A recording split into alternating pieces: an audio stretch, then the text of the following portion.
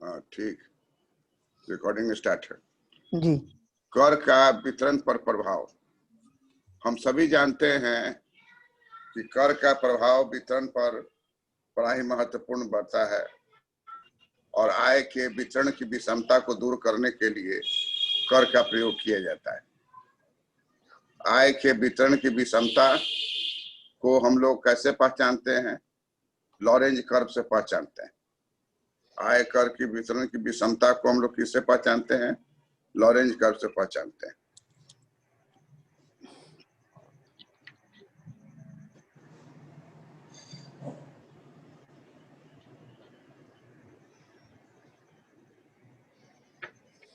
करारोपण करारोपण का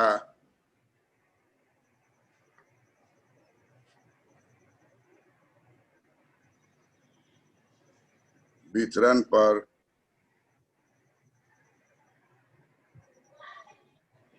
प्रभाव। करारोपण का वितरण पर प्रभाव।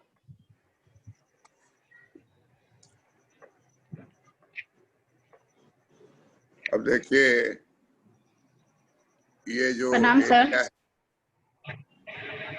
एरिया को बीच बीच से अगर काटते हैं तो ऐसे होता है। तो इधर ये जो रेखा है इसको कहा जाएगा समान आय वितरण। समान आय वितरण। समान आय वितरण।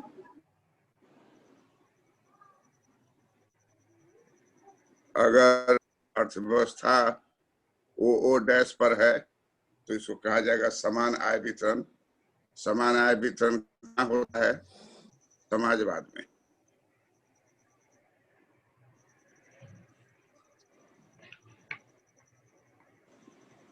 समाजवाद में ऐसा होता है, लेकिन जहां समाजवाद नहीं है, पूंजीवाद है या मिश्रित अर्थव्यवस्था है, मिक्स इकोनॉमी है, तो वहां आय का वितरण ओ डैश पर नहीं रहेगा, बल्कि आय का वितरण इससे नीचे रहेगा। ये जो है इसी को कहेंगे लॉरेंज वक्र।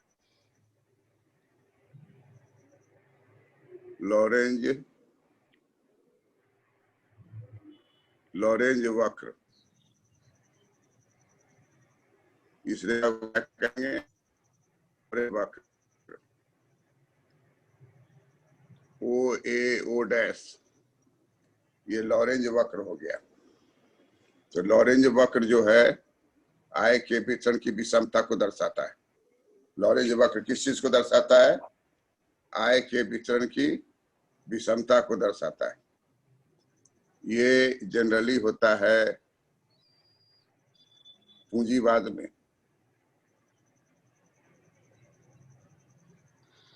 पूंजीवाद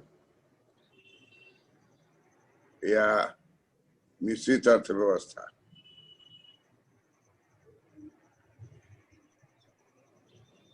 मिश्रित पूंजीवाद या मिश्रित अर्थव्यवस्था।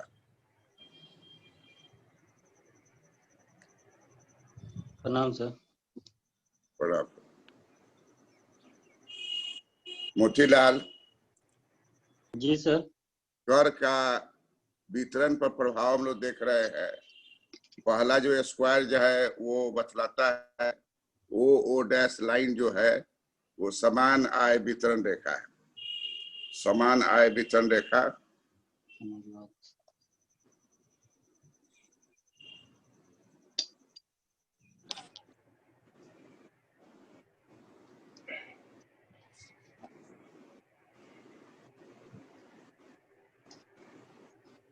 Equal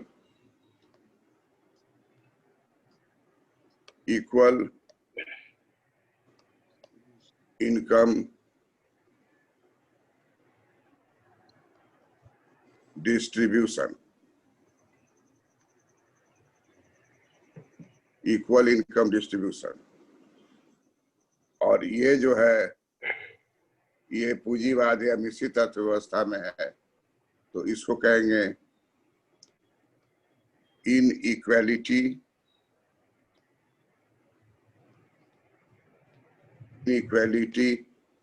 of income distribution.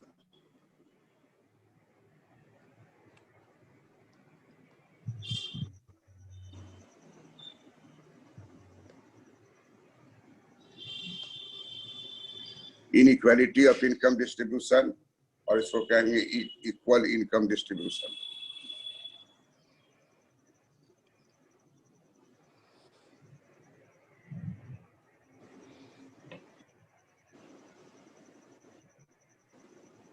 Income होगा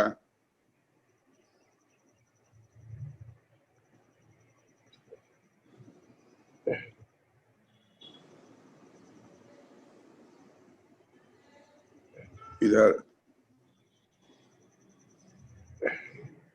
पॉपुलेशन होगा,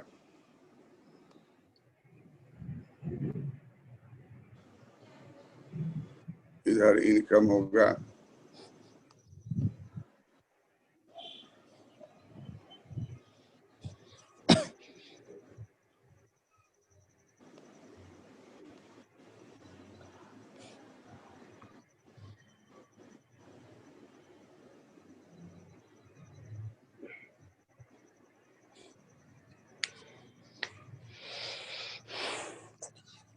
ये पॉपुलेशन होगा।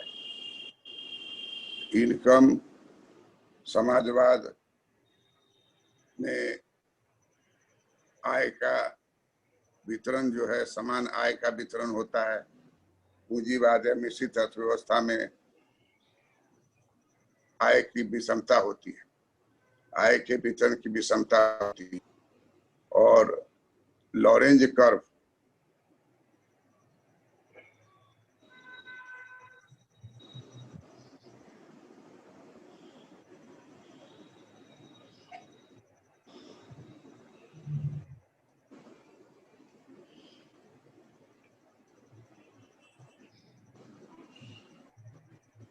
लॉरेंज कर्व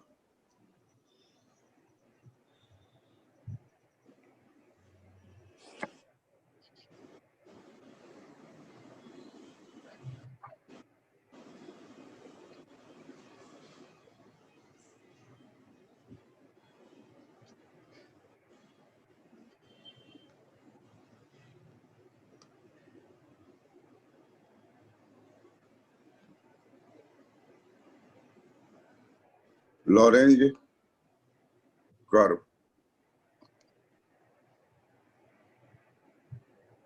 उसका नाम होगा लॉरेंज कर्व। ओ ओ ए ओ डैश, लॉरेंज कर्व। तो एक्चुअली जो है ये विषमता जो है, यही जितना समता से अलग हटिएगा तो ये विषमता है। समता से जितना अलग हटिएगा, समता से जितना दूर जाइएगा तो ये विषमता है। समता से जितना दूर जाइएगा वही विषमता है। लॉरेंज कर्व जो है वो जितना पीछे की ओर घसकेगा उतना विषमता अर्थव्यवस्था में पाई जाएगी।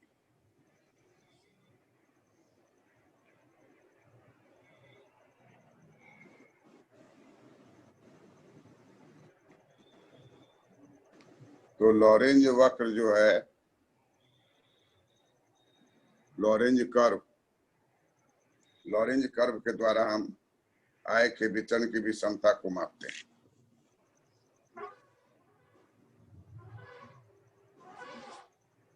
उमेश जी सर जी। लॉरेंज कर्व क्या बतलाता है? सर जी, आय की विषमता को बताता है। किस तरह की अर्थव्यवस्था में लागू होता है? पूंजीवादी या मिश्रित आदि अर्थव्यवस्था में। और समान आय का वितरण किस अर्थव्यवस्था में होता है?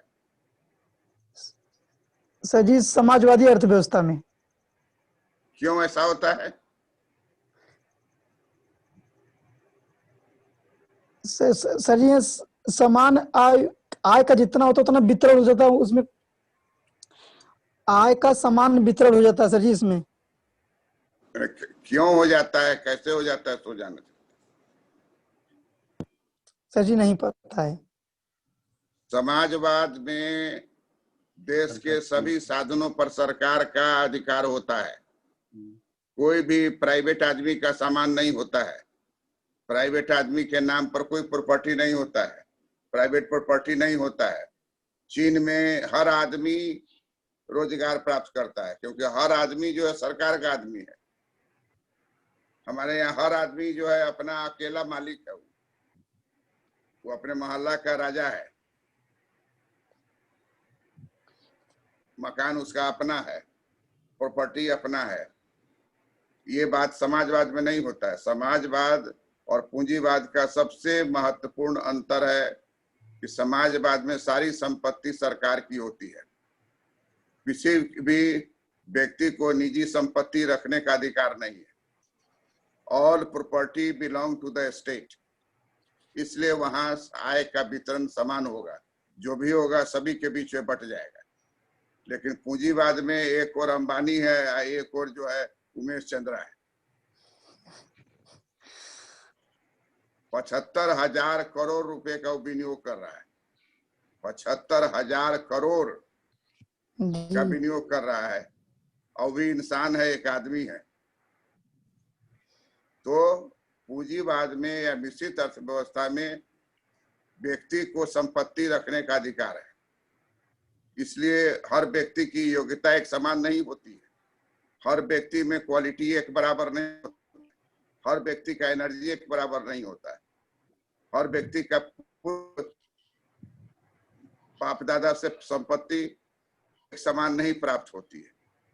धनवान व्यक्ति का है कि अपना धन तो कमा ही रहा है, और प्रीवियस जो उसका पैतृक संपत्ति भी इतना अधिक है जिससे वो और मल्टीप्लाई करता चला जाता है। तो निजी संपत्ति का अधिकार है पूंजीगत अर्थव्यवस्था में, निजी संपत्ति का अधिकार है मिश्रित अर्थव्यवस्था में। इसलिए पूंजीवाद या मिश्रित अर्थव्यवस्था भारतवर्ष में आय के वितरण की विषमता रहती है। सरकार का ड्यूटी है, राजकोषीय नीति का ड्यूटी है कि कैसे हम विषमता को दूर करें, कैसे विषमता को दूर करें, ये सरकार की अपनी नीति है। समाजवाद में समान आय का वितरण होता है। समान आय वितरण होने के कारण वहां इस तरह की कोई समस्या नहीं है, क्योंकि प्राइवेट प्रॉपर्टी है ही नहीं। जो भी प्रॉपर्टी है वो किसका है? सरकारी, सरकार का है। तो इसलिए सभी को उस प्रॉपर्टी में हक है, सभी को उस प्रॉपर्टी में हिस्सा मिलता है, सभी को रहने के लिए मकान है, सभी को खाने के लिए भोजन है। और हमारे यहाँ पूंजीवाद या मिश्रित अर्थव्यवस्था का मिलन है। तो हमारे यहाँ हर व्यक्ति का अपना धन है, अपना अकाउंट है। गरीब भी है तो उसका जनधन योजना के अंतर्गत खाता है, हर व्यक्ति का खाता है। ऐसा एग्जाम्पल है सर? है? समाजवादी देश है कोई ऐसा जहां इस तरह का हो? समाजवादी देश है ना, चाइना है। अब इससे बड़ा रसिया भी, रूस है, चाइना है, दो को तभी मौजूद है। क्या सर जी वहाँ के लोगों के पास कोई विलासिता की वस्तु नहीं रहती है? पर्सनल कोई चीज ही नहीं है। तो पर्सनल, आपको सांस लेना है तो सांस लीजिए, यही पर्सनल है। संपत्ति नहीं बना सकते हैं आप। संपत्ति की बात हो रही ना। वाइफ आपकी है तो आपकी वाइफ पर्सनल है आपका, लेकिन वाइफ भी जो है वो सरकार के प्रति लॉयल होगी, आपके प्रति नहीं लॉयल होगी। सरकार कितना ऐसा है कि वाइफ उसकी जो है उस सीआईडी का है, उसको मालूम नहीं है, केजीबी का है, मालूम नहीं है, गुप्त रहता है बात। क्या कर रही है, नहीं कर रही है, आप जबरदस्ती पूछ नहीं सकते हैं। तो समाजवाद का उदाहरण है चाइना। अभी देख लीजिए चाइना का अस्त्र शस्त्र देखिएगा तो होश उड़ जाएगा। और कहीं से कोई मदद नहीं लिया, कहीं से कोई मदद नहीं लेके इतना बड़ा देश विकसित कर लिया। 1974 में वो भारत से पीछे था। 1974 में हमारे यहाँ की बहुत सारी चीजें उससे ज्यादा थी, और 1974 के बाद जो उसका वृद्धि हुआ है, तो चूंकि वहां कोई न नहीं कह सकता है। सुबह 6 बजे उठना है तो उठना है। ऑर्डर आया आपको, अगर आप बीमार हैं तो हॉस्पिटल में होइएगा। ऐसा नहीं कि घरे में बैठे हुए हैं कह रहे हम बीमार हैं। बीमार हैं तो हॉस्पिटल में, और ठीक है तो मैदान में, काम के वर्क प्लेस पर, स्कूल में, कहीं से भी आप एब्सेंट नहीं हो सकते। उस तरह का देखिए आज संसार का एक बहुत बड़ा ताकत। अब ये अलग बात है कि जितना ताकत बढ़ेगा उतना उसमें विनाशकारी बात भी बढ़ता चला जाता है। उससे कोरोना दिमाग को में भी जाता है, कंट्रोल कर लिया। पूरा कंट्रोल कर ले, ऐसा रोड बनाए कि पूरा बिना हवाई जहाज कहीं कहीं भी पहुंच जाए। चाइना से इटली पहुंच जाएगा, चाइना से यूरोप चला जाएगा। सब ऐसा कर रहा है कि सड़क के माध्यम से हो जाए, कम खर्च पड़ेगा। सड़क के माध्यम से टैंक दौड़ने लगेगा सड़कें पर, हवाई जहाज का जरूरत नहीं पड़ेगा। हवाई जहाज भी बना रहा है अब तो। चाइना का अभी देखे हैं आज रिपोर्ट में कि चाइना टू यूएसए ऐसा मिसाइल तैयार कर रहा है।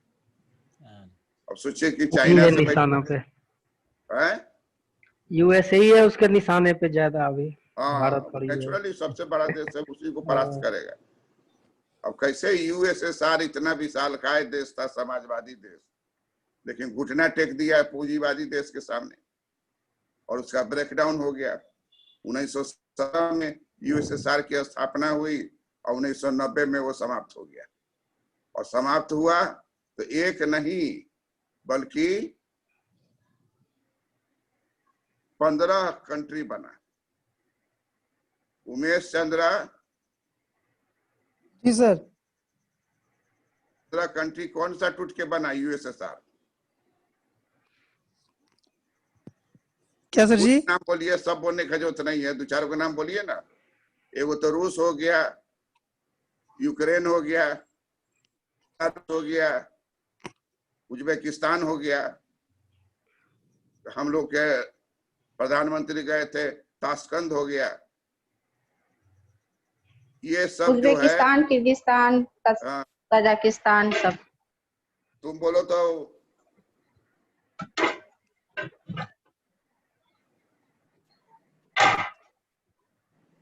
सुनीता, जी सर। 4-5 को नाम बोलो ना। जी, Ukraine, Belarus, Kazakhstan, Kyrgyzstan, Uzbekistan, Azerbaijan, 15 countries है, CIS कंट्रीज। और महेंद्र तुम बोलो तो। जी जी वही है sir, Uzbekistan, Tajikistan, Kyrgyzstan, Belarus और इधर एक तो और है। हरिओम आप बोलिए तो। हरिओम।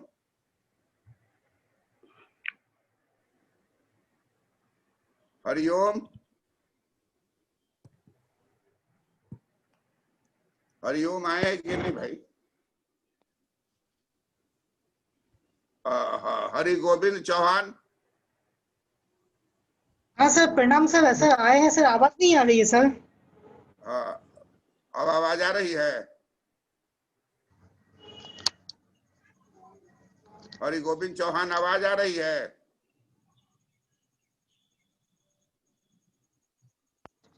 हाँ सर, अब आ रही है सर आवाज। हाँ, यूएसएसआर का टूटने के बाद कई गो राज्य हो गया, कंट्री हो गया? कुछ नाम बोलिए तो। सब नहीं, कुछ बोलिए ना। सर यूएसएसआर टूट गया तो सर पहला सऊदी अरब वाली बात सर, बोलिए। किर्गिस्तान, अफगानिस्तान से सऊदी अरब, ईरान, इनकी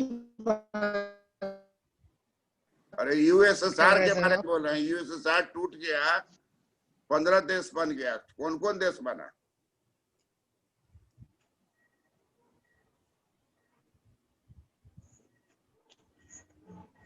सर किर्गिस्तान सर। अरे पहला तो नाम रूस का बोलिए ना। पहला नाम रूस का बोलिए। रूस, Ukraine. Ukraine, Georgia, Belarus, Uzbekistan, Kazakhstan, Turkmenistan और कौन लटाविया। बोल रहा है? नवनीत बोल रहा है। कौन बोल रहा है? नवनीत सर। बोलो, तुम ही बोलो, रूस, यूक्रेन, जोर से बोलो। रूस, यूक्रेन, हाँ। Georgia, Belarus, Uzbekistan, Armenia, Azerbaijan, Tajikistan, Turkmenistan, Kazakhstan और चलिए, ये होमवर्क है। हर आदमी 15 देश जो ऐड करके यूएसएसआर उसको याद करना है।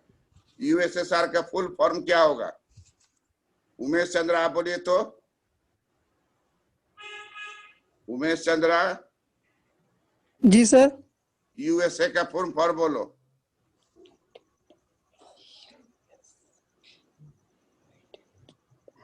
यूनाइटेड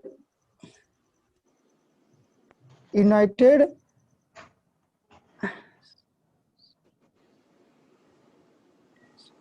यूनाइटेड सोवियत संघ सर। यूएसए बोल रहे हैं सब। क्वेश्चन सुना करो ठीक से। USA.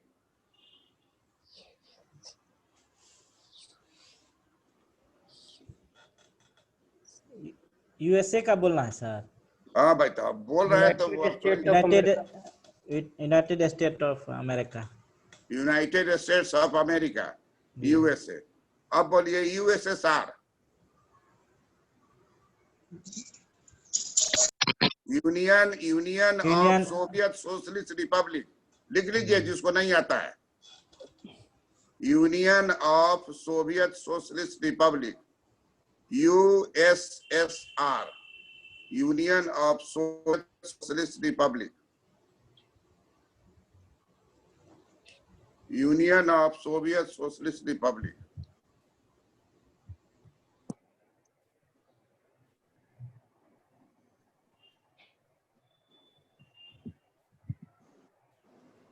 United states of America, USA. United states of America, USA.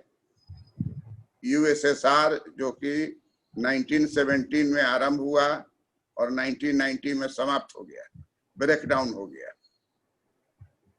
और चीन जो है अकेला अब शेर है सोशलिस्ट कंट्री का। इस कंट्री सारा चीज है डेवलप, लेकिन प्राइवेट प्रॉपर्टी नहीं है, बेरोजगारी नहीं है, इन्फ्लेशन नहीं है,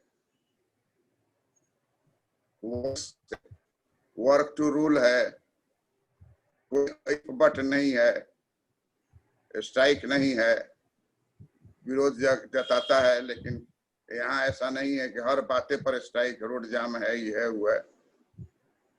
चूंकि वहां जो है प्लानिंग बाय ऑर्डर है, प्लानिंग बाय कमांड है, तो इसलिए सोशलिस्ट कंट्री का सही उदाहरण अभी चीन है और पूंजीवादी देश का उदाहरण जो है वो अमेरिका।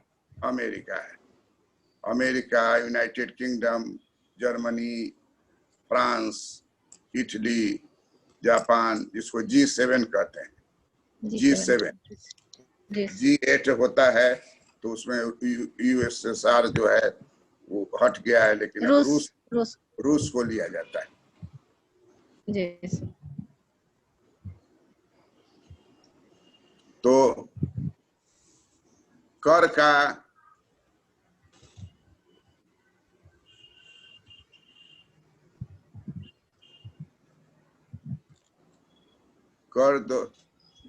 द्वारा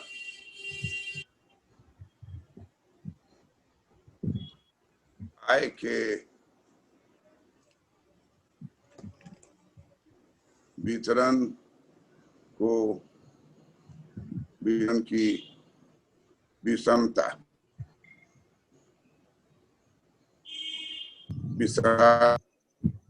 को दूर करना।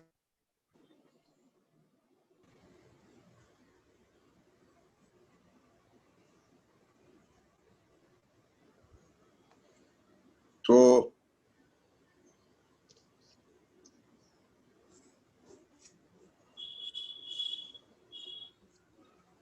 अब इसी में ये जो है ये समान आय की रेखा हो गई और ये जो हो गया लॉरेंज कर्व हो गया।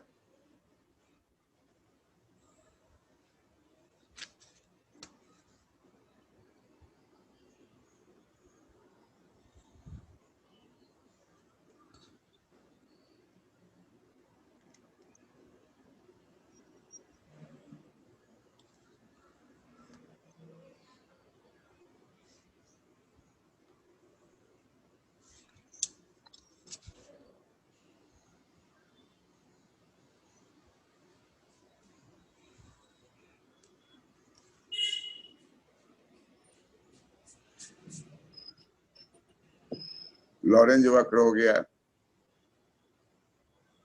यही बीच का घर हो गया आय के वितरण की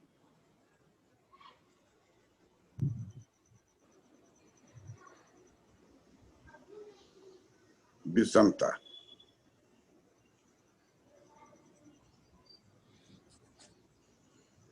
आय के वितरण की विषमता।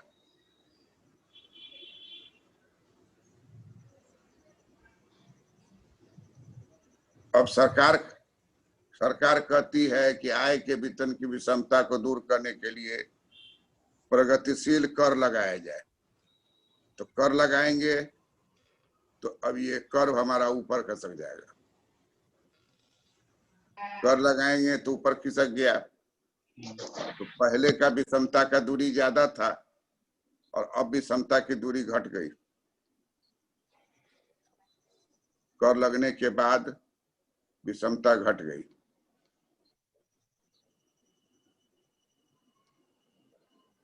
अगर सरकार जो है फिर कर लगाएगी, सरकार अगर फिर कर लगाएगी और तो और विषमता घट गई।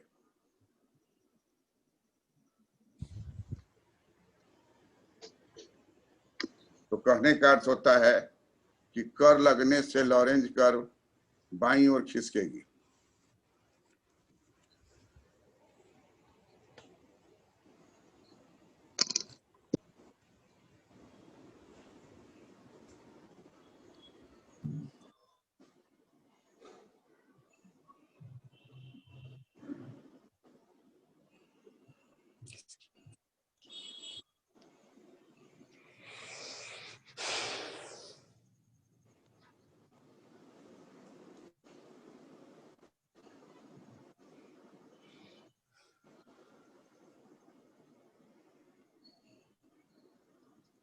म्यूट कर लीजिए ना सब लोग, आवाज आ रहा है कुछ कुछ।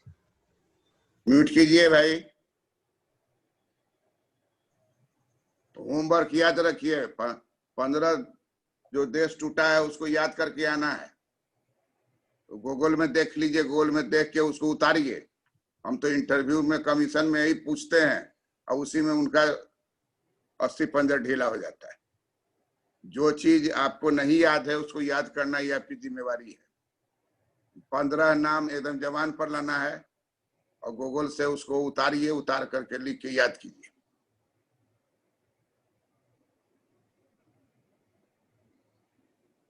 उन्नीस 1917 में स्थापित हुआ, 1990 में विघटित हुआ। हम लोग बच गए। हम लोग के यहाँ भी उस समय में क्राइसिस था। हम लोग सोना गिरवी रख करके अपना बचा लिए जान। तो कहता है कि जैसे जैसे लॉरेंज कर्व ऊपर की ओर खिसकेगा, मान लीजिए पहले है ओ ए ओ डैश, फिर टैक्स लगाएगा तो हो जाएगा ओ बी ओ डैश, फिर टैक्स लगाएगा तो हो जाएगा ओ सी ओ डैश। तो हम लोग क्या पाते हैं कि ओ ए ओ डैश, ओ ए ओ डैश, ये है पहला। दूसरा लॉरेंज कर्व हो जाएगा, कर्व लेने के बाद ओ बी ओ डैश। तीसरा हो जाएगा कर्व ओ सी ओ डैश। तो ये कर लगने के बाद after tax Lorentz curve will shift leftward.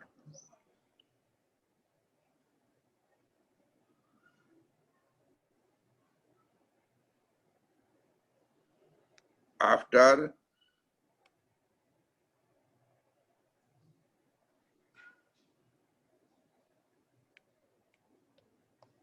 progressive tax, after progressive tax,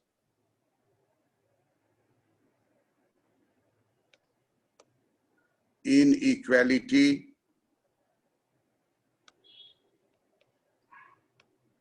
is reduced. After progressive tax, inequality is reduced. After progressive tax, inequality is reduced by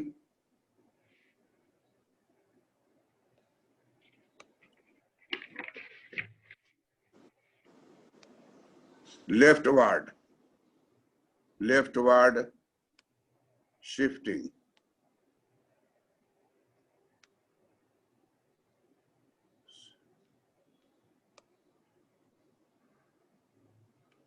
Leftward shifting of Lorentz curve.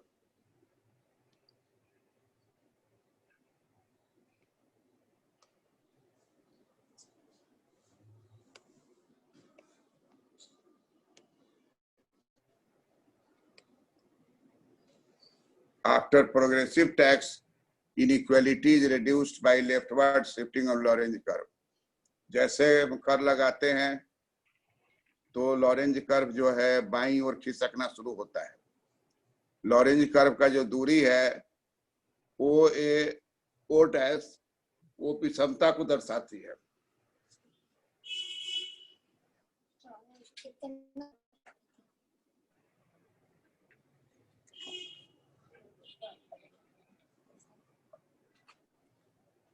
O A O dash Lorentz curve का दूरी है, वो inequality है।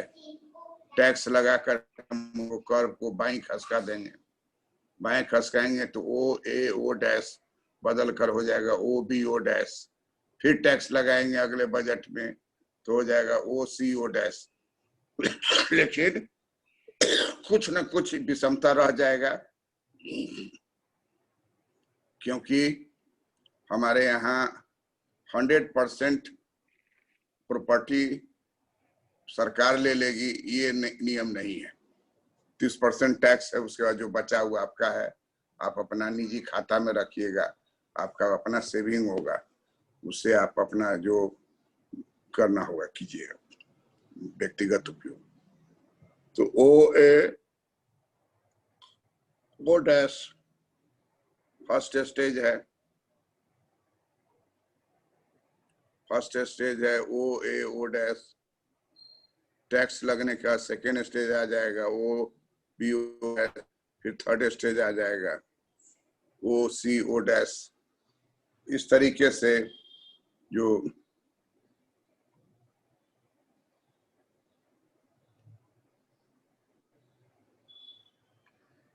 O dash O dash का जो बीच का जो area है वो छोटा होता चला जाएगा और कर द्वारा आय के वितरण की विषमता दूर होगी।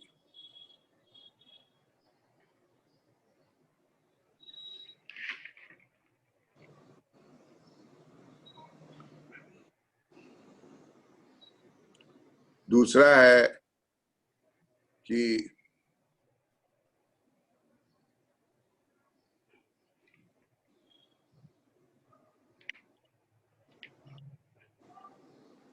उत्तराधिकार कर, इनहेरिटेंस टैक्स। उत्तराधिकार कर, इनहेरिटेंस टैक्स को लगाकर धन को कम किया जा सकता है। उत्तराधिकार कर,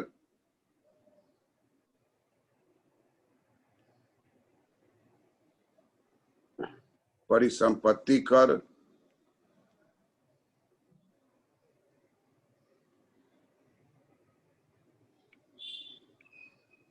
मृत्यु कर,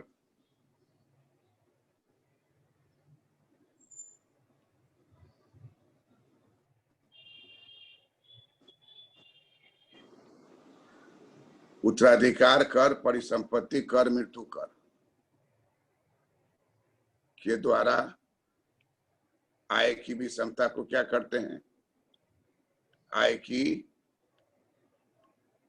विषमता को दूर करते हैं।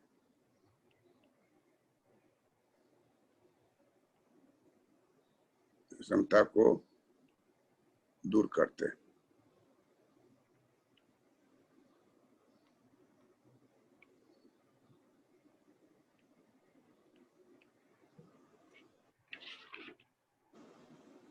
उद्देश्य, यस सर। मृत्यु कर के बारे में कुछ जानते हो क्या?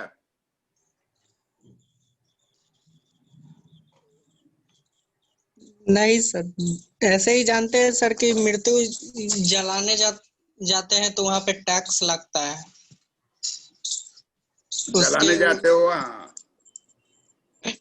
हाँ, फिर उससे सर ये परिसंपत्ति जो पूर्वज का जो जमीन जायदाद होता है उससे उसको दिखा के ट्रांसफर किया जाता है। मृत्यु कर का रसीद दिखा के? हाँ सर। खैर, बात को कुछ तो तुम सही बता रहे हो, लेकिन परफेक्ट नहीं है। सर वो मृत व्यक्ति का संपत्ति पर लगने वाला कर होता है मृत्यु कर। हाँ, मोतीलाल बोल रहे हो? जी जी सर। हाँ, बोलिए। मृत्यु कर किसे कहते हैं? मृत व्यक्ति की संपत्ति पर लगने वाला कर मृत्यु कर कहलाता है। तो मृत हो गया तो देगा कौन उसको? वही सर, उत्तराधिकार जो लोग रहता है, लीगल हायर लोग जो लोग रहता है ना, हाँ। वो उसको पे करके आगे का कार्रवाई करता है प्रॉपर्टी ट्रांसफर करवाने का। उत्तराधिकार कर और परिसंपत्ति कर में क्या अंतर है? उत्तराधिकार में तो सर थोड़ा सा बढ़ जाता है दायरा।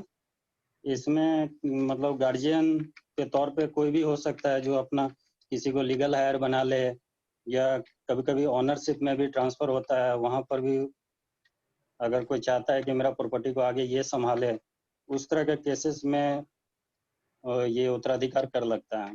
मृत्यु कर तो सर पेरेंटियल प्रॉपर्टी ये सब जो हो उस पर लगा के भाई बहनों के बीच संपत्ति का बंटवारा होता है।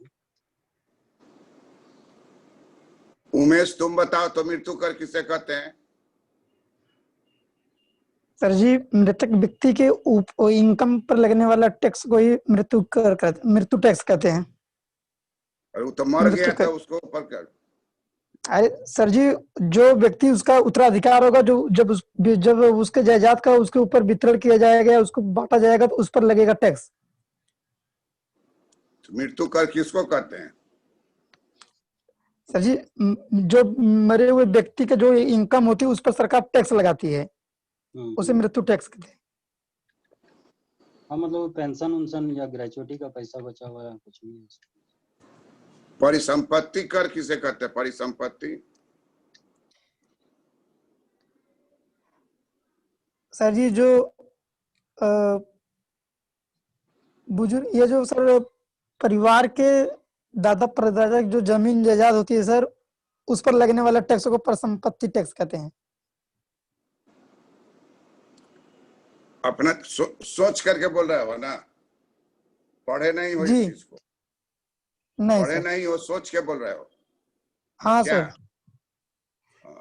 परिसंपत्ति के बारे में बता रहे हैं सर जी। जान लीजिए कि मृत्यु कर जो है, मृत्यु कर दो तरह का होता है, उत्तराधिकार कर और परिसंपत्ति कर। मृत्यु कर जो है मृतक के संपत्ति के वितरण के समय में लगाया जाता है। मृत्यु कर मृतक की संपत्ति जो होता है उसका उत्तराधिकारी जो है उसको भुगतान करना पड़ता है। भुगतान जब करेगा तब ही प्रॉपर्टी उसके नाम से ट्रांसफर होगा। अब देखिए, कहता है कि अगर मान लीजिए बाप मर गया, उसका संपत्ति अफरात है संपत्ति, तो उसको बेटा को मिलेगा या बेटी को मिलेगा। मान लीजिए एक ही बेटा है और कोई नहीं है उसका आगे पीछे, तो सारा संपत्ति उसी एक बेटा को मिलेगा और तब जो वो कर मृत्यु कर देगा उसका नाम होगा स्टेट ड्यूटी, परिसंपत्ति कर। जब एक ही व्यक्ति 100% प्रॉपर्टी को उत्तराधिकारी बनता है तो एक ही व्यक्ति सारा कर को चुकाएगा और उसका नाम हो जाएगा state duty, state duty of death duty, मृत्यु कर। मृत्यु कर का एक नाम होगा स्टेट ड्यूटी। कब नाम होगा? जब संपत्ति ही व्यक्ति लेने वाला है, लेकिन मान लीजिए 4 गो बेटा है, राम लक्ष्मण भरत शत्रुघ्न। हम लोग के यहाँ तो आइडियल है 4 बच्चा का। अब कहता है 2 गो, वहां 3 गो रानी थी, 4 गो बच्चा था। एक रानी पर क्या बच्चा हुआ?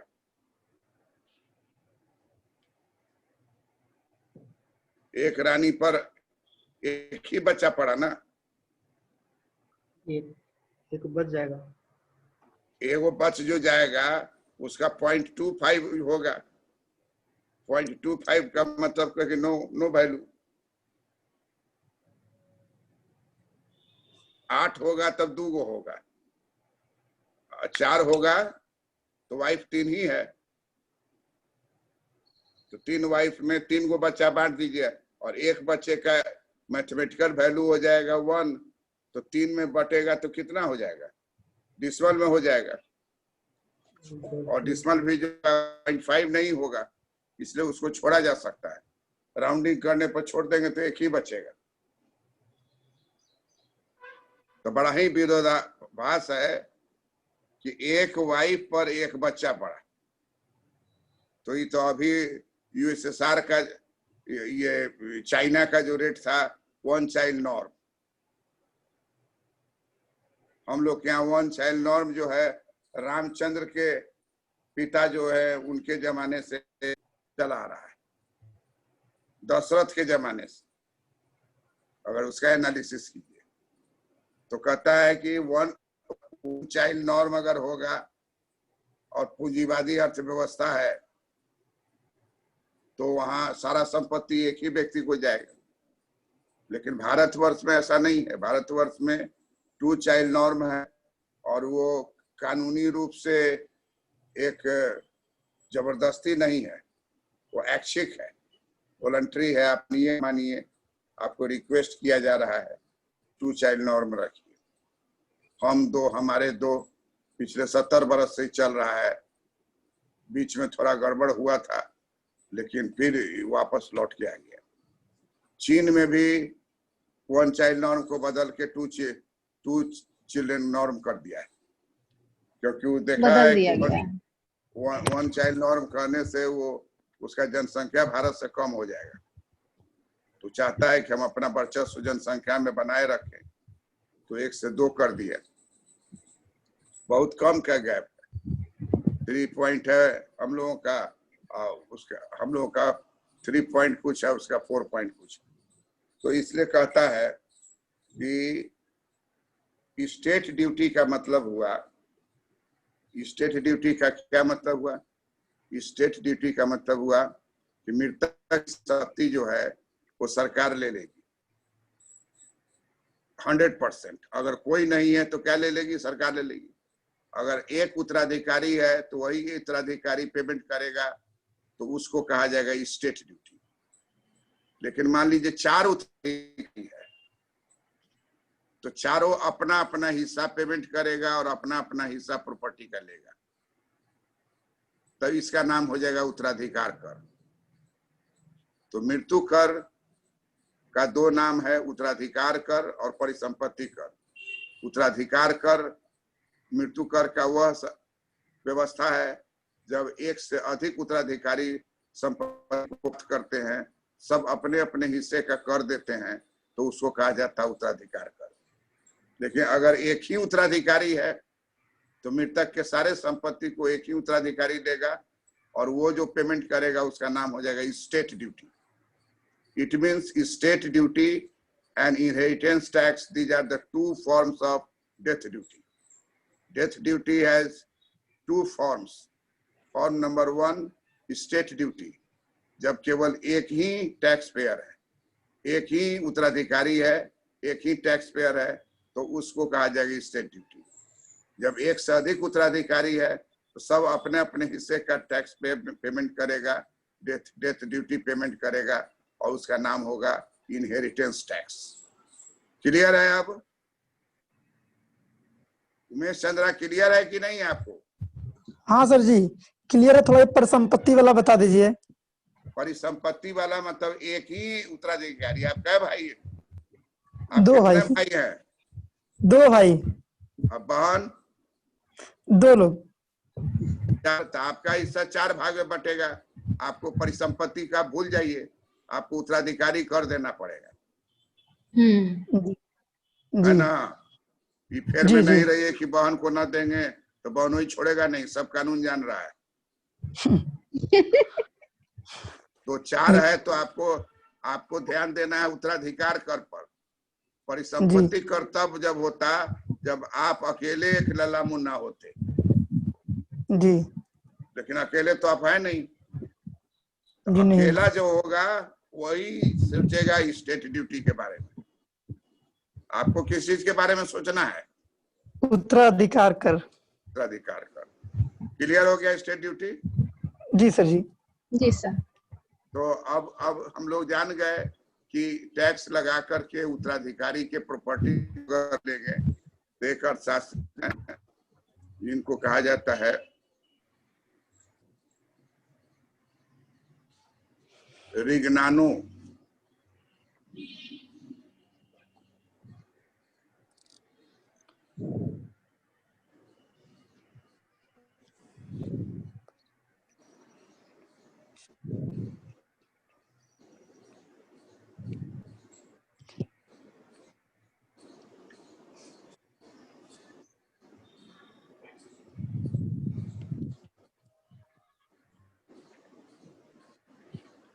रिगनानो योजना जो है वो मृत्यु कर से जुड़ा हुआ है। रिगनानो योजना का कहना है कि हर बार मरने वाले का प्रॉपर्टी जो है का कुछ हिस्सा सरकार के पास चला जाएगा। स्टेट ड्यूटी के नाम पर, उत्तराधिकार के कर के नाम पर, परिसंपत्ति कर के नाम पर वो प्रॉपर्टी चला जाएगा। तो 3, 4, 5 जनरेशन आते आते वो सारा का सारा प्रॉपर्टी का वैल्यू किसके पास चला जाएगा? सरकार के पास। तो कहा कि दीर्घ काल में मृत्यु कर का लागू होना बहुत ही जरूरी है। दीर्घ काल में ये हर हाल में जो है दीर्घ काल में रिगनानो प्लान, इसको बोलते हैं रिगनानो प्लान। रिगनानो अर्थशास्त्री ने कहा कि मृत्यु कर को इसलिए रखा जाना चाहिए कि मुफ्त में उत्तराधिकारी को धन मिल जाता है तो ठीक है, मिल गया तो ले लिया, लेकिन उसका सरकार ले लेगी। और इसी तरह से वो 3 जनरेशन, 4 जनरेशन, 5 जनरेशन के बाद वो संपत्ति का पूरा वैल्यू जो है सरकार के पास चली जाएगी। डायरेक्ट मरने वाले के संपत्ति को अगर आप लेते हैं तो पूंजीवादी या पूंजीवादी अर्थव्यवस्था में ये स्वीकार नहीं किया जाएगा, निश्चित अर्थव्यवस्था में स्वीकार नहीं किया जाएगा। हर हाल में आपको संपत्ति जो है निजी संपत्ति है तो उसको उत्तराधिकारी को मिलना चाहिए और मिलेगा ही, लेकिन चूंकि सरकार उसका कुछ हिस्सा स्टेट ड्यूटी के नाम पर ले लेती है या उत्तराधिकारी कर के नाम पर ले लेती है, मृत्यु कर के नाम पर ले लेती है, तो उससे दीर्घ काल में ये संपत्ति, उत्तराधिकारी वाला संपत्ति धीरे धीरे खिसकते हुए किसके पास चला जाएगा? सरकार के पास। तो ये दीर्घ काल में सरकार सारे संपत्ति, उत्तराधिकार के संपत्ति को प्राप्त कर लेगी, इसलिए इसको लगाया गया। भारतवर्ष में 1984 में इसको हटा दिया गया क्योंकि हमारे यहाँ जो है गरीबी रेखा के नीचे ही आदमी ज्यादा है, तो इस विभाग को जितना खर्च होता था उतना भी आय प्राप्त नहीं होता था। तो श्रीमती इंदिरा गांधी के जमाने में हमारे यहाँ मृत्यु कर को हटा दिया गया, लेकिन विकसित देशों में मृत्यु कर का बहुत ज्यादा महत्व है क्योंकि सारे लोग धनवान हैं, सारे लोगों के पास अपनी संपत्ति है, तो वहाँ ये इम्पोर्टेंट सोर्स ऑफ इनकम है गवर्नमेंट का।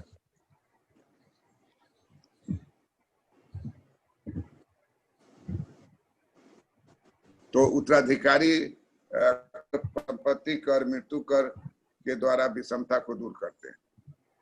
तीसरा है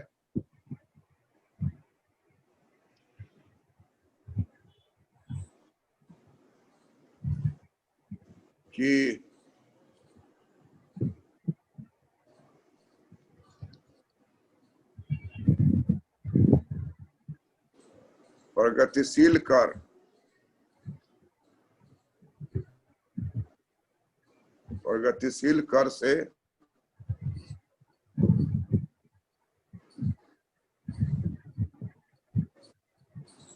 प्रगतिशील कर से तेजी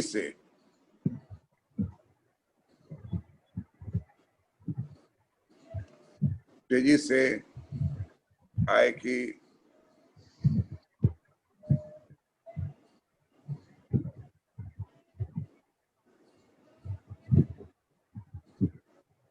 की वितरण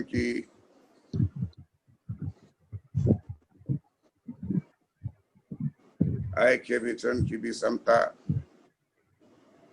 घटती है।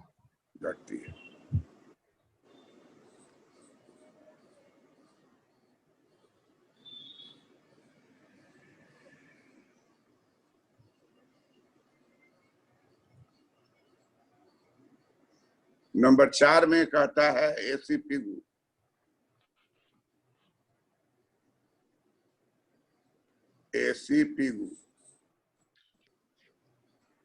एसीपीगू कहते हैं कि टैक्स लगाइए, प्रोग्रेसिव टैक्स लगाइए और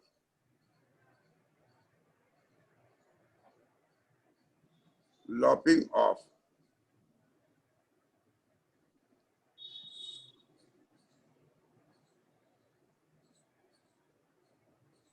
कहा कि आय का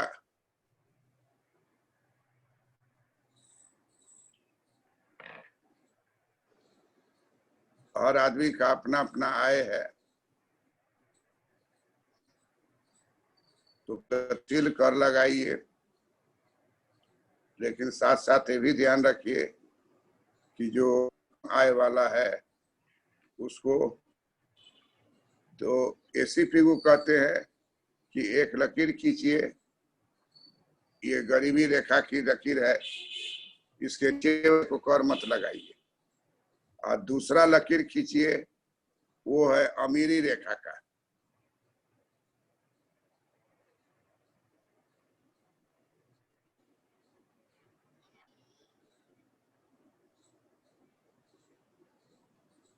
अमीरी रेखा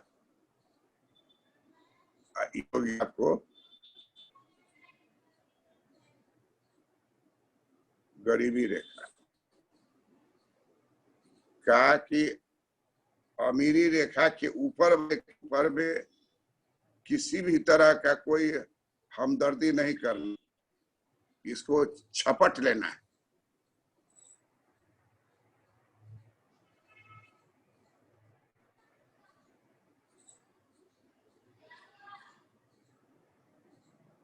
छपट को अंग्रेजी में लॉफ्ट ऑफ,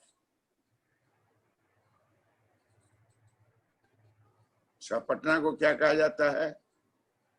लॉफ्ट ऑफ, शिखर डाहना।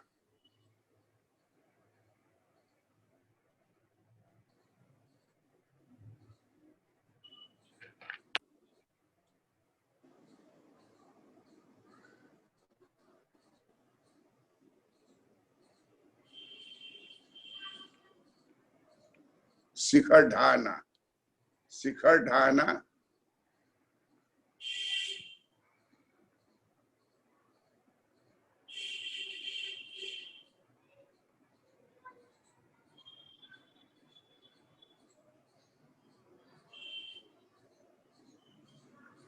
शिखर ढाना।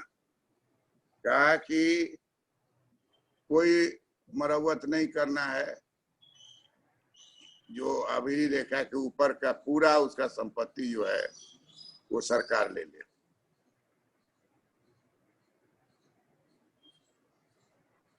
और गरीबी रेखा के नीचे जो है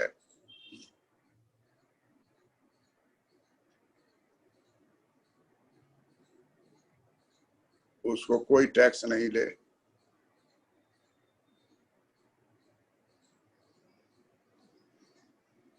कर की छूट।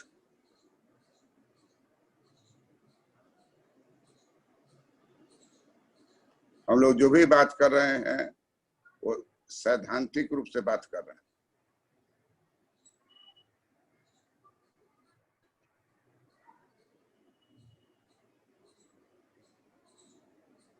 कर की छूट, गरीबी रेखा के नीचे जो है उसको आप छूट दे दीजिए। एसी पिगू का किताब है इकोनॉमिक्स ऑफ वेलफेयर। उस इकोनॉमिक्स ऑफ वेलफेयर में वेलफेयर इकोनॉमिक्स को पिगू ने स्थापित किया और कहा कि ऐसे नहीं गरीबी दूर होगा। गरीबी दूर करने के लिए अमीरी रेखा के ऊपर जो धन है तो पूरे धन को एक बार सरकार ले ले, भले ही सरकार जो है पूंजीवादी सरकार है, राजकोषीय नीति के द्वारा नियम बना के अमीरी रेखा और गरीबी रेखा कर दे। और उसके बाद कहा कि जो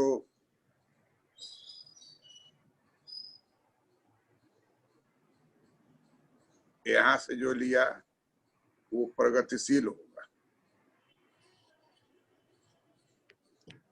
प्रगतिशील बीच में होगा प्रगतिशील।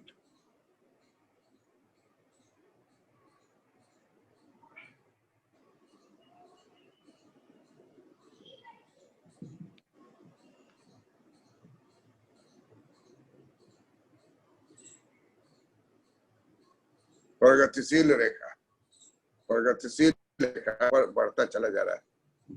प्रगतिशील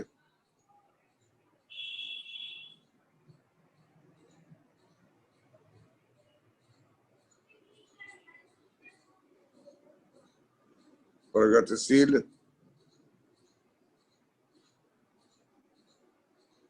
कर दर।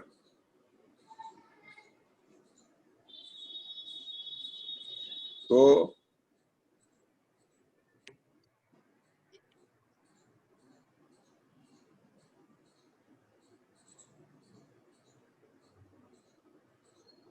ये आय हो गया, आय A B C D E F G H I J K, ये आय हो गया, हर व्यक्ति का आय है। और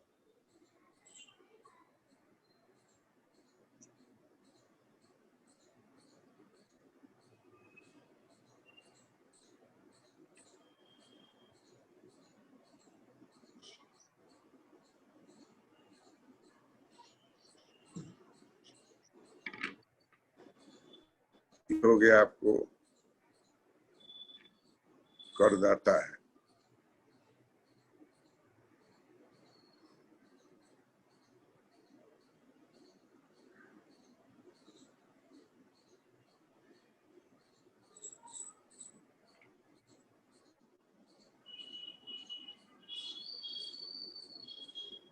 ये व्यक्ति है ABCD, आई कर दर हो गया और आय हो गया। आय पर कर,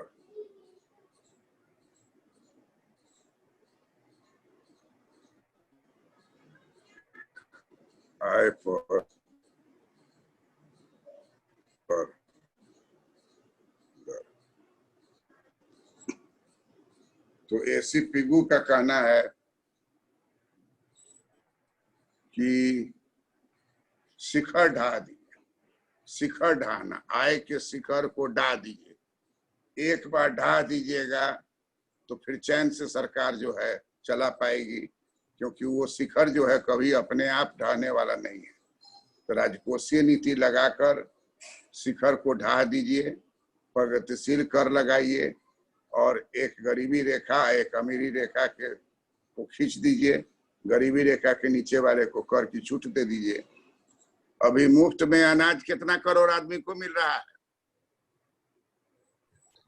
80 करोड़ 80 करोड़ लोगों को दिया। तो जो मुफ्त में अनाज ले रहा है गरीबी रेखा के ऊपर है कि नीचे है? सर वो अंत्योदय वाले को दिया जा रहा है, गरीबी रेखा से नीचे वाले को। तो गरीबी रेखा के नीचे कितना आदमी हो गया? 21% है सर। और 80 करोड़ बोल रहे हैं ना? 80 करोड़ नहीं, 80 करोड़ नहीं है, 80 करोड़ जो है वो कितना उस परसेंट योजना होगा? में, खाद्य योजना में आ रहा है वो। वो तो सर खाद्य सुरक्षा वाला है ना, अंत्योदय खाद्य योजना सुरक्षा वाला वाला में जो 35 किलो अनाज दे रहे हैं वो फ्री दे रहे हैं सर।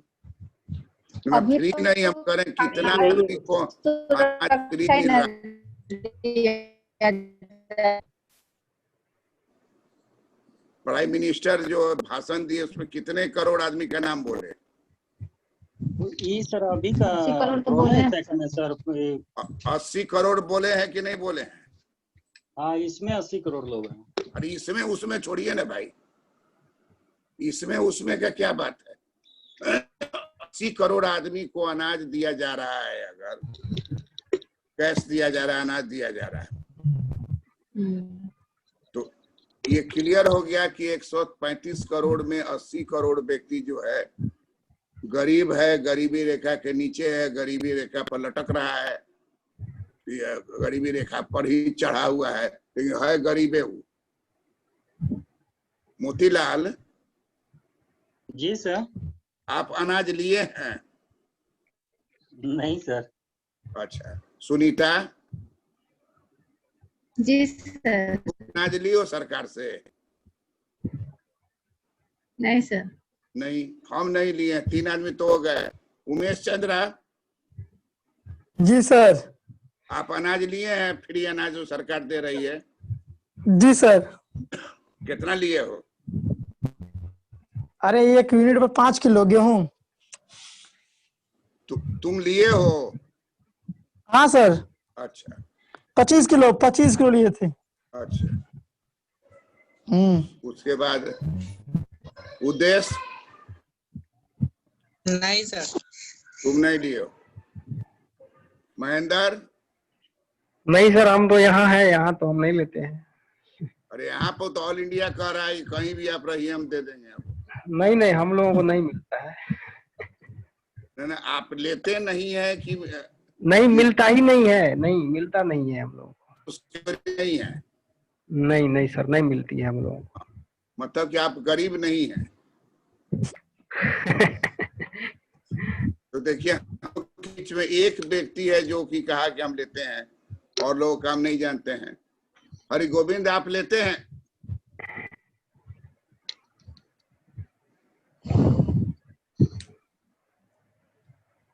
हरि गोविंद?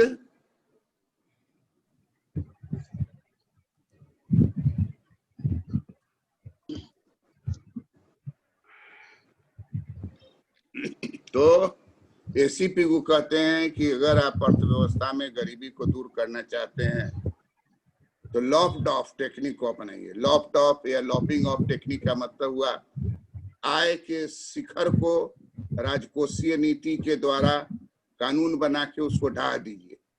अमीरी रेखा के ऊपर के सारे आमदनी को खींच लीजिए, सारे प्रॉपर्टी को ले लीजिए, और नीचे वाला जो है गरीबी रेखा को उसको कर की छूट दे दीजिए, और दोनों के बीच में जो है उसके ऊपर प्रगतिशील कर लगाइए। ये बड़ा ही कठोर विधि है। इसका पालन करते समय इस बात को ध्यान में रखना है कि अगर किसी तरह का उत्पादन में कमी होगी तो पब्लिक सेक्टर उसका पूरा करने का उपाय कर सकती है। ऐसे रहने पर ही इतने कठोर कदम उठाए जाने चाहिए। अरे जी, हाँ, कह रहे हैं कि सर जी ये जो अमीरी रेखा के ऊपर है उस पर सर टैक्स नहीं लगाएगी सरकार? अरे उसका तो सब छीनिए ली, तब लगाएगी क्या? नहीं, प्रगतिशील करता ही रहा है ना। नहीं सर जी, कह रहे हैं कि जिसे अरे प्रगतिशील कर का रेखा उसके नीचे आ रहा है ना। प्रगतिशील कर जो यहाँ पहुंचा हुआ है वो तो रेखा रहेगा ही ना। ऊपर वाला, वो तो ऊपर वाला तो ले ही ली पूरा, वो तो गया उसके काम से। सर ऊपर वाला टैक्स लगा के लिए ना, हैं? कह रहे हैं कि ऊपर वाला जो अमीरी रेखा के ऊपर वाला जो आई थी वो टैक्स लगा के लिए ना सरकार। टैक्स नहीं, पूरा का पूरा ले पूरा ली, पूंजी ले लिया उसका। लॉप्ड ऑफ। सारा कुछ। लॉप्ड ऑफ बोल रहे अब हैं। ले लिया, टैक्स तो वहीं तक है, अमीरी रेखा तक। अच्छा अच्छा। लॉप्ड के ऑफ, ऊपर तो पूरा के पूरा ले लिया। लाइन बोलो, लॉप्ड ऑफ बोलो, lopped off, locked off. Lobbed off. Lopped off. पहले बार लाइफ में तुम वर्ड सुन रहे हो, जी सर। जी सर। इसलिए हम बार बार बोल रहे हैं। लॉप्ड ऑफ का जी। मतलब हो गया, तुम भी जानते होगे, चॉप्ड ऑफ जानते हो ना? और सुनो, छोटा करना जानते हो? क्या 6 इंची छोटा करना क्या सुने सर जी? हो? चॉपिंग। जी सर, 6 इंच छोटा कर दो। नक्सलाइट सब जो है 6 इंची छोटा करता है, ही नहीं सुने छोटा हो? कर। नक्सलाइट जो है 6 इंची छोटा कर देता है, रात में पकड़ लिया उसके क्षेत्र में, तो उस व्यक्ति का गला काट देता है।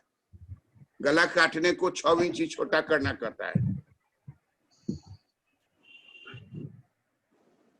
तो जो नक्सलाइट काम करता है वो गलत है, और उसको बोला जाता है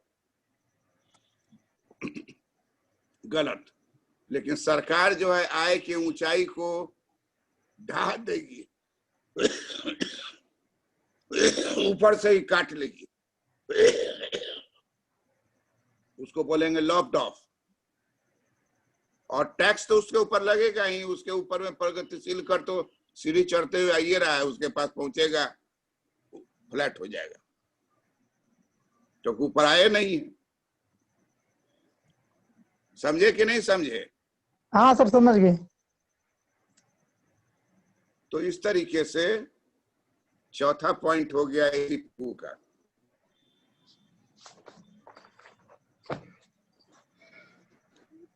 और पांचवा पॉइंट कहता है कि आय की विषमता को दूर करने के लिए फ्री अनाज बांटना जरूरी है। तो इसको कहा जाता है सार्वजनिक व्यय।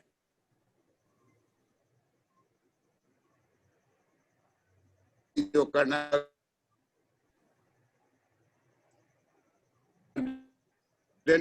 वृद्धि, सार्वजनिक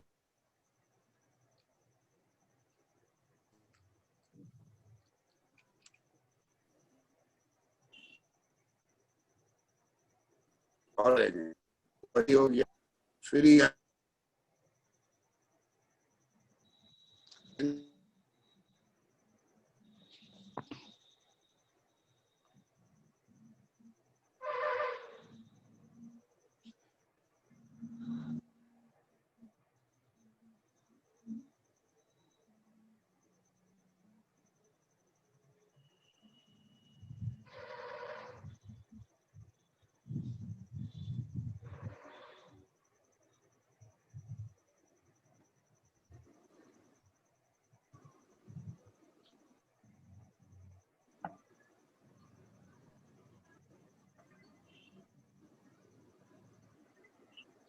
कट गया था क्या जाने?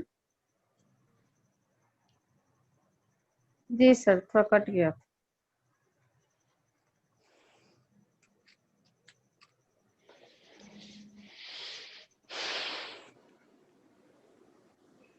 कटा?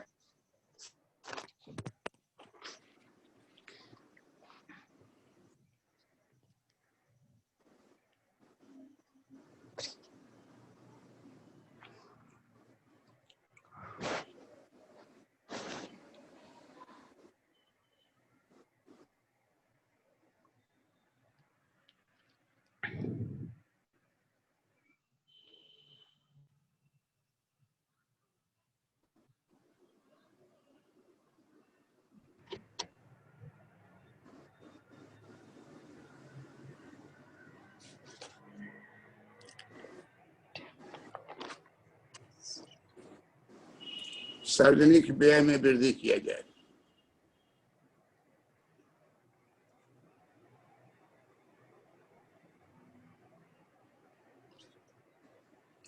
सार्वजनिक व्यय में वृद्धि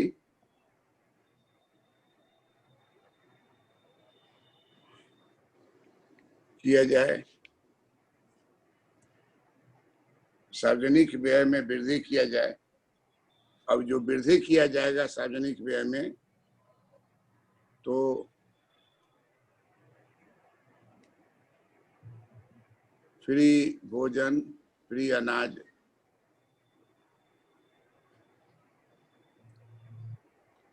दवा,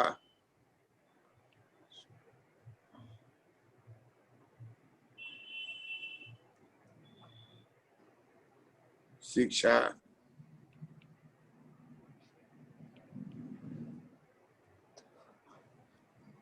आवास,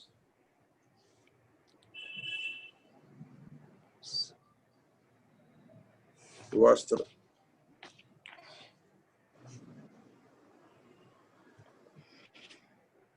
सभी को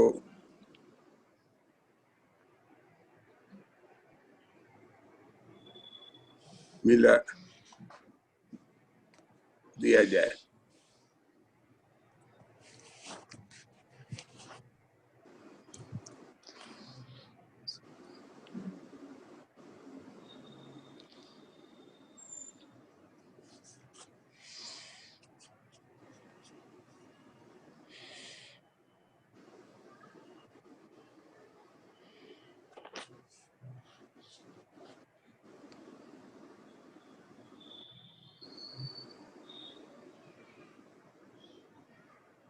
शिक्षा, आवास गरीबी को दिया जाए, गरीब को दिया जाए। बेरोजगारी भत्ता,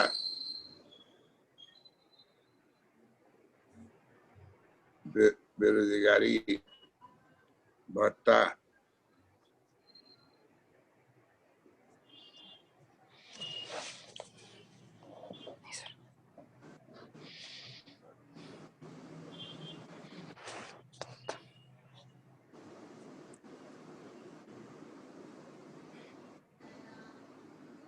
वृद्धावस्था पेंशन,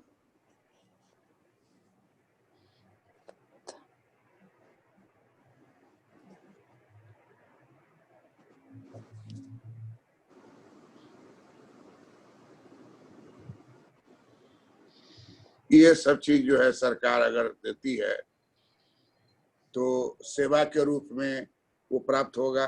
कैश भले नहीं मिले, लेकिन ये सब जो दिया जाएगा उसका वैल्यू निकाला जाएगा तो कैश के बराबर ही होगा। तो ये चौथा पॉइंट हुआ। पांचवा पॉइंट जो है, पांचवा पॉइंट है कि पांचवा था सर, है, पांचवा पॉइंट था वो। हाँ ये अब पांचवा। छठा होगा, छठा होगा। अच्छा,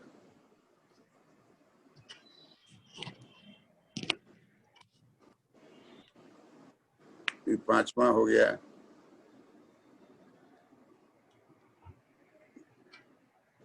ये छठा पॉइंट होगा। छठा पॉइंट बतलाता है कि मिनिमम वेज एक्ट को पारित कीजिए कि जिसको मन आता है कुछ पैसा दिया काम करा लिया, ऐसा नहीं होगा। अमेरिका में 1 घंटा काम कीजिएगा, कनाडा में 1 घंटा काम कीजिएगा, जर्मनी में घंटा काम कीजिएगा, तो वो वेज बना दिया है कि 1 घंटा आप किसी व्यक्ति से काम लीजिएगा तो $16 आपको देना पड़ेगा। सोचिए कि सोच देखिए, सोच बड़ा है। हमारे यहाँ गरीब को चाहेगा थोड़ा सा चटा के वो काम निकाले। $16 का मतलब कितना हो गया? 70 रुपया भी रखिएगा तो 70 गुने 16 कितना होगा मोतीलाल? 1120 रुपया सर। अब सोचिए 1120 रुपया यहाँ के हिसाब से 1 घंटा का कीमत है। इसलिए वहां कोई आदमी शर्ट खरीदता है तो पहनता है और उसका उखाड़ के उसको फेंक दिया और दूसरा फिर नया पहना। उसको कहीं भी धुलवाने का कोशिश नहीं करता है। लॉन्ड्री में धुलवावेगा तो शर्ट का आधा दाम लग जाएगा उसको लॉन्ड्री का सफाई में। हर व्यक्ति जो है अपने घर में अपना काम खुद करता है। जैसे यहाँ है ना कि दाई है, सेवा देती है आपको, वहां कुछ नहीं है। मंडे हस्बैंड, ट्यूसडे वाइफ, फिर वेडनेसडे थर्सडे वाइफ, बस। तो हम गए हुए थे तो देखे कि रिलेटिव था, उसके यहाँ थे, तो उस दिन वो हस्बैंड का टाइम था। जैसे हम लोग खाना खा के उठे तो हम लोग का यहाँ तो आ जाते, खाना खा के मर्द लोग चला जाता है, लोग बैठ गए इधर, और उसकी वाइफ आंख से इशारा कर रही थी हस्बैंड को, जल्दी साफ करो। अब वो लजा देख ले, तो हमको बोली कि जल्दी साफ करो ना, और रगड़ के साफ करो, चूल्हा पर गिरा हुआ है, बहुत सारा कड़ी उड़ी गिर गया है। अब हम तो किसी आके गया, वो अब हम लोग के सामने ही जो है ब्रश लेके पूरा साफ किया कह रहा है कि यहाँ हम लोग सब काम अपना काम करते हैं। हम कर रहे हैं अपने से कि वाइफ करवा रही, हम लोग क्या उठ तो बड़ा अच्छा लगा कि हर आदमी जो वहाँ अपना काम करता है। अब देखिए वहाँ कनाडा में गए तो वहाँ देखे कि 6 महीना बर्फ से डूबा रहता है। अब बर्फ है तो आपको बाहर निकलने के लिए, रास्ता बनाने के लिए खुद आपको बर्फ काट करके किनारे करना पड़ेगा, तो आपका गाड़ी नहीं निकलेगा। घास जो है वो खुद आपको मशीन से काट करके पैक करके रखना होगा, गाड़ी उठा के ले जाएगी। कहीं भी एक तिनका नजर नहीं आएगा, सब साफ सुथरा चिकना। तो कहता है कि छठा पॉइंट पे मिनिमम वेज एक्ट,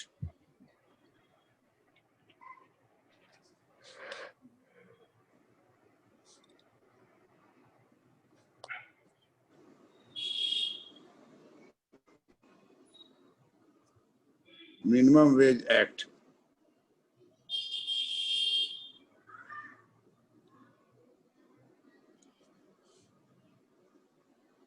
न्यूनतम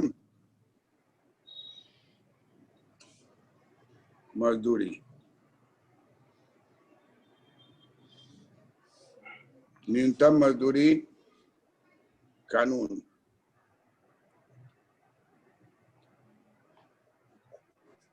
किया जाए।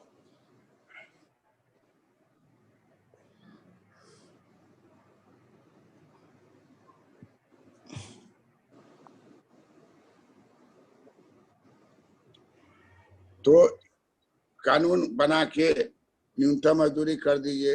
कृषि के क्षेत्र में, उद्योग के क्षेत्र में, कहाँ जो लेबर है, ट्रेंड लेबर है, अनस्किल्ड लेबर है, स्किल्ड लेबर है, सबका रेट मिनिमम ऐसा फिक्स कीजिए जो सिविलाइज सोसाइटी में रहने के लायक, उसको पैसा दीजिए। ऐसा नहीं कीजिए कि उसको इतना कम दीजिए कि वो कभी ऊपर उठ ही नहीं सके। तो ये कानून बना के कीजिए। तो ये कानून बना के इसमें मनरेगा योजना आ जाएगी है सर? इसमें मनरेगा योजना आएगी ना सर? सर मनरेगा योजना तो अभी हम लोग इसमें तो बेज ही कम है। मनरेगा योजना भी आएगी, उसमें जो भी योजना बनाएगी तो मिनिमम वेज की बात हो रही है, रोजगार डायरेक्ट एम्प्लॉयमेंट देगी। तो अब जो है, अब लास्ट पॉइंट है जिसको कहते हैं effect of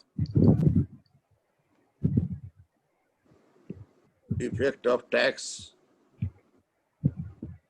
on employment, effects of tax on employment.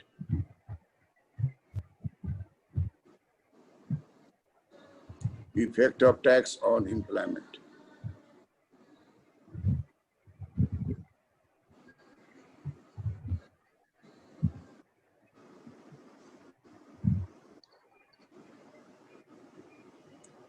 Effects of tax on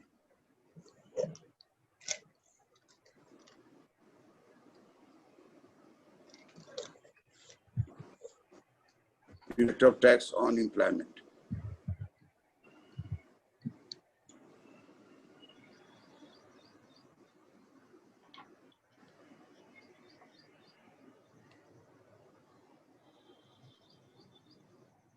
अब एम्प्लॉयमेंट कैसे बढ़ेगा, टैक्स का क्या प्रभाव होगा, तो लिख दीजिए no tax,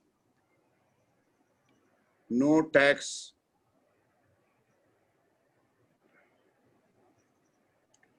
no tax on new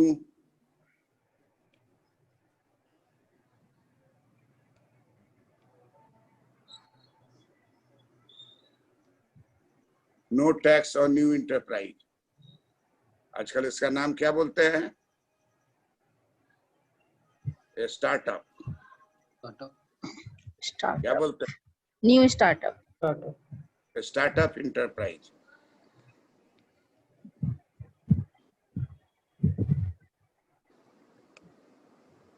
थोड़ा पुराना हो गया, चल रहा है, तो उसको बोलते हैं स्टैंड अप।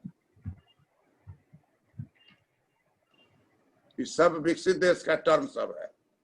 विकसित देश में भी स्टार्टअप, स्टैंड अप सब रहता है। Stand up enterprise.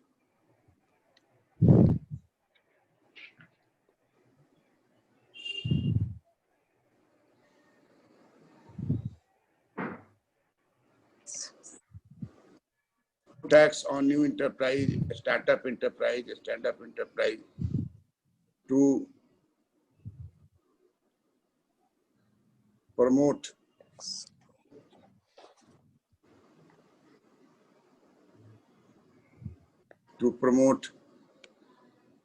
employment.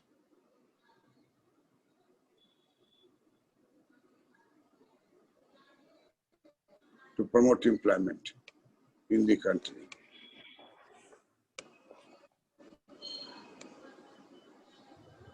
देश में जो है टैक्स लगाइए तो उसे हरकेगा, टैक्स को नहीं दीजिए तो उस क्षेत्र में लोग दौड़ के आएगा। तो इसलिए कहा कि पहला तो ये कीजिए आप, दूसरा कीजिए जो उधर भी हम लोग जिक्र इसका किए थे, टैक्स हॉलीडे। टैक्स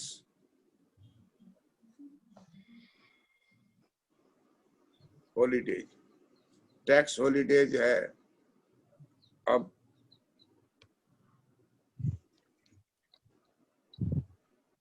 15 बरस, 15 years no tax.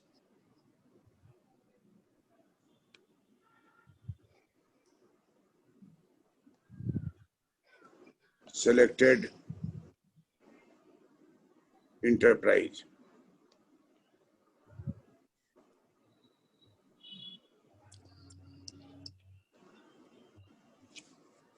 Tax holiday 15 वर्ष कोई टैक्स नहीं लगेगा सिलेक्टेड इंटरप्राइज पर। अब इंटरप्राइज कैसा है, जैसे कि ब्लड ट्रांसफ्यूजन का फैक्ट्री हो, ब्लड ट्रांसफ्यूजन का फैक्ट्री हो, उसका हॉस्पिटल हो, उसका कोई चीज हो जो बहुत जरूरी है और उसमें नए उद्यमी आवे तो टैक्स हॉलीडे। देश के लिए बहुत सारा चीज है, इनोवेशंस जरूरत होता है, नवप्रवर्तन जरूरत होता है। तो नवप्रवर्तन के लिए ये किया जाता है। तो कहता है कि 3 नंबर में कि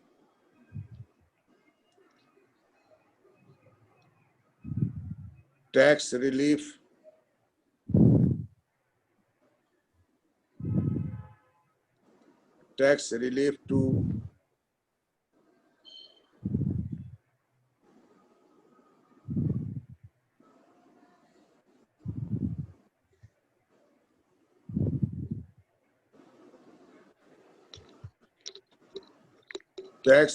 to innovation enterprises।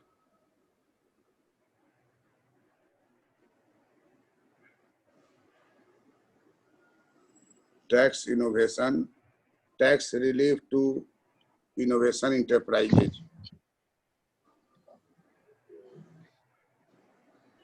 to boost up employment.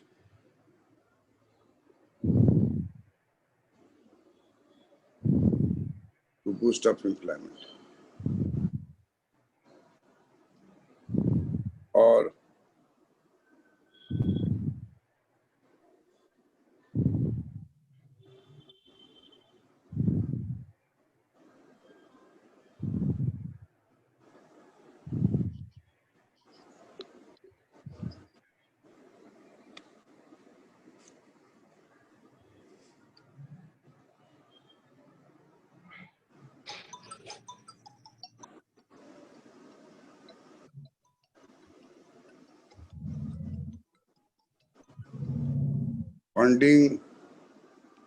funding of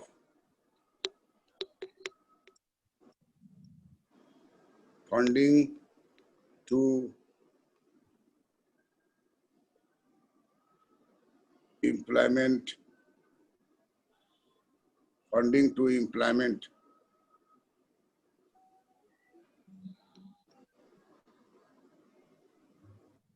generating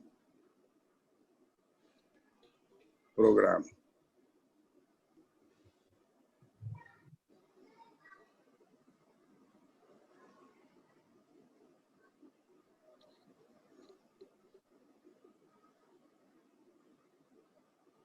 Funding to implement generating program, जिसमें कि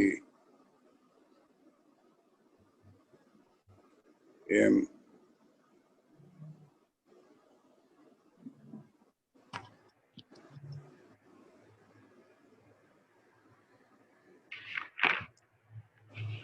महात्मा गांधी नरेगा प्रोग्राम एक्सेट्रा जो भी उसमें फंडिंग कर, तो